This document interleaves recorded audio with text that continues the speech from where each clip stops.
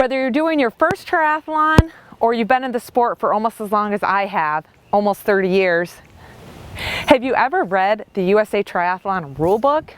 Neither have I. I used to get them in the mail and they were about that thick. I've just learned over the years what rules or what I want to know before I go to each race, and the best way to learn that is actually to go to a pre-race meeting, but sometimes you can't always do that. And sometimes there's not always an athlete guide readily available for you. So today I wanted to talk specifically about some rules that are related to the swim. The first thing is water temperature.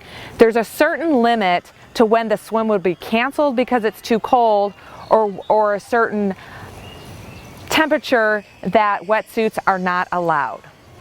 If you choose to wear a wetsuit above the legal temperature limit, which for a World Triathlon Corporation WTC is 76.1, or a USA Triathlon event, which is 78 degrees. The only penalty is you're not eligible for prizes. So you are allowed to wear a wetsuit, but if you're going for a championship slot for a 140.6 or 70.3, I suggest that you don't wear the wetsuit. And that includes the core short.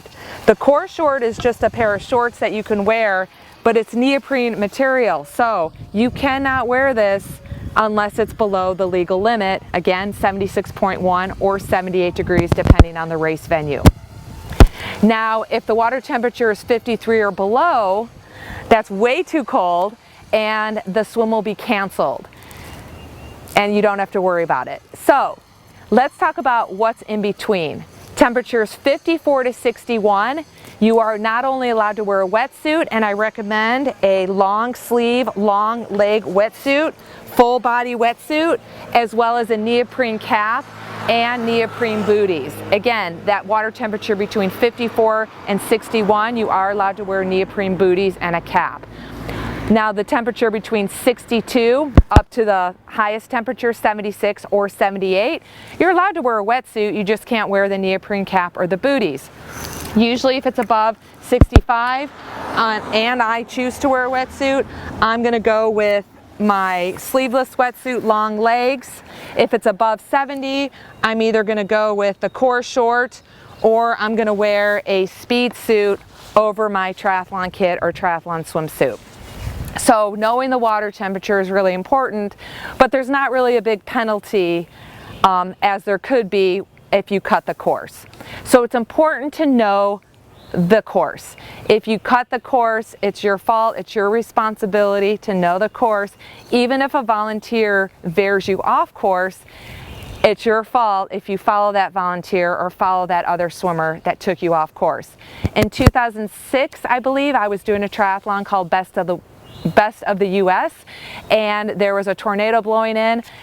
So there were super high winds. We didn't know at the time the tornado was coming. Super high winds. While we were in the middle of the swim, the winds blew the buoys closer to shore, and about 20 of us continued to just circle the buoys, and we cut the course. And we didn't find out till after the race that we were given a 3-minute penalty. So at least we weren't disqualified, but we were definitely penalized. So definitely know the course. Make sure you're wearing your timing chip, usually on your left ankle, but the race director will let you know where to wear the timing chip. I suggest not only Velcroing your timing chip, but using a safety pin to keep it on, because the nature of pulling your wetsuit on and off could accidentally pull the chip off your body, and therefore you have no time. It's like you weren't even in the race. If the timing chip comes off your body because an athlete grabbed you accidentally, make sure you get a timing chip when you exit the water before you move into transition and onto the bike. So another rule is, and I just found this out a couple years ago because an athlete told me they were going to wear their snorkel in the swim, so I had to look up the rules, and on the USAT website it does say that snorkels for some reason are permitted in the swim portion of a triathlon. So I wanted to bring this just to kind of point that out, because I don't think it's a rule that many people know exists, and if they did, we probably would see more snorkels out there. But to combat that, I recommend getting comfortable with your breathing pattern in the pool. Make sure you're comfortable breathing to the left side and right side. You don't necessarily need to bilateral breathe, but if you're comfortable breathing left, comfortable breathing right, then you're going to have a more successful race execution when it comes to sighting. So I'm going to talk a little bit more about sighting when it comes to swim execution. If there are any open water swim rules that I didn't cover, please comment below, share your advice in our T2 Endurance group, and I hope you make it a great day.